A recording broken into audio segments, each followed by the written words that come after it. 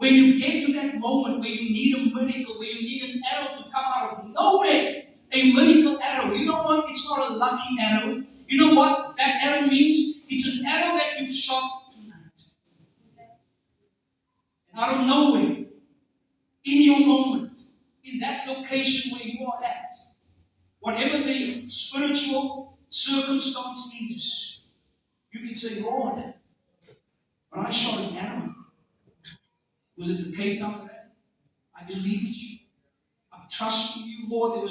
I could limit you to 3, but listen, Lord, I know there's much more that I can give. Listen, there's breakthrough in giving. You have to believe that. The Bible teaches you that. The Bible teaches us that there's a powerful dynamic when you give and you don't limit God. When you give trusting God, it affects your future. The unseen. And I'm praying that you will have a breakthrough in understanding how much God loves you.